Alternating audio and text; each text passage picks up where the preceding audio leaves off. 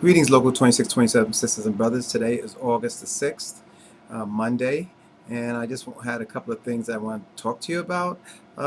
Two items in particular, sending us news articles about things that have happened, the things that are pertinent to not only 2627, but it could be DC 37. The only problem is that a lot of times when people send us these articles, they leave off the dates or the publication. Now, generally, when you have these articles in the paper, running alongside of the article is the date and the publication. So please make sure you include this so that we know where to reference this from. Another thing is we receive anonymous mail from people. Sometimes it's email, sometimes it's, in fact, in most cases, it's hard copy mail, snail mail. And when you need us to react to things, we need to be able to talk to you sometimes about it because this information a lot of times is not provided by you.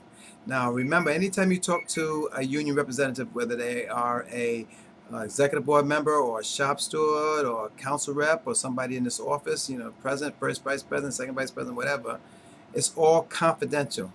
We do not discuss it with anyone unless we have your permission. So please, try not to send us anything anonymous. Talk to us, and we will keep your identity secret. There's an interesting article which I've spoken to a couple of times. It refers to a person, Mitchell Fedder, which I do know, and he's in 375, the engineers local, and he works at NYCHA, and he just won a decision at the Board of Collective Bargaining, and this is in the August 3rd Chief on page 4, and it's about he was brought up on charges for using the email system to send information to other members at his agency about something that had to do with the union. And it was upheld that he had the right to do that. And I just want people to be aware of that.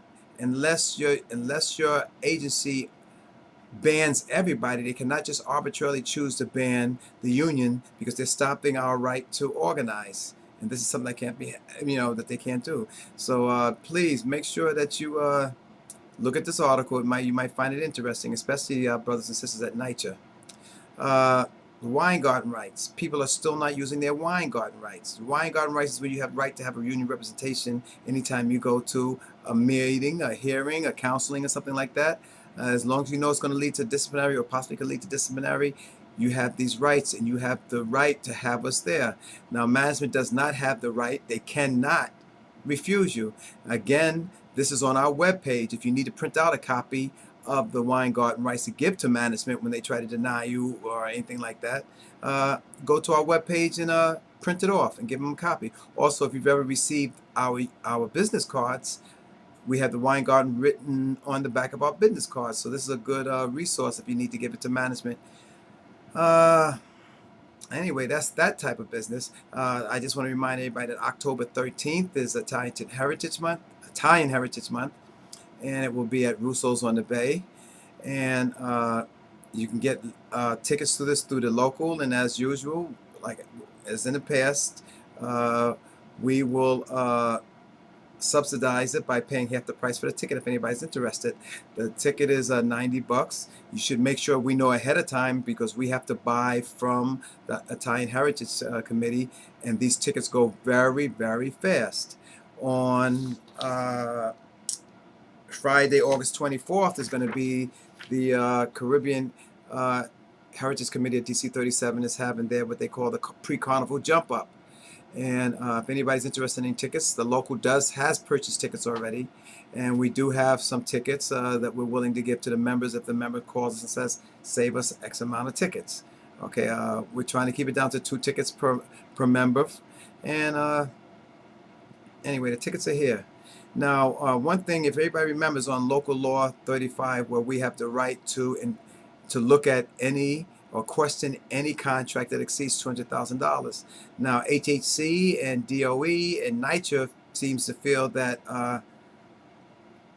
they don't have to do this because they are state-regulated agencies. Well, the thing about that is the heads of these agencies are appointed by the mayor of the city of New York.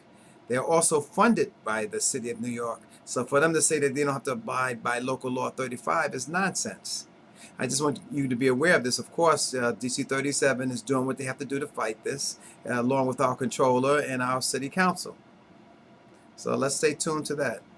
Good and Welfare, Nora Madera of DOHMH, she had surgery and she's recovering, and we hope she has a speedy recovery. And Natalia Kamalyat Yatens, I believe that's pronunciation. I'm sorry if I pronounce it wrong. From TRS, her father passed away. And of course, we're sorry to hear that news. And our love and our sympathy goes out to her. And until next week, this is Robert Ajay in solidarity. And please, and let me remind you again, you gotta vote. You have to vote, because that 1% is controlling our lives. There's 345 people out there, 545 people that are controlling the lives of 310 million people, and we need to make them accountable. And as I said, the Public Employee Press, better known as the PEP, our union newspaper, will be printing the name of the politicians that we should be supporting in this next election coming up. Until next week, have a good one. Robert Ajay.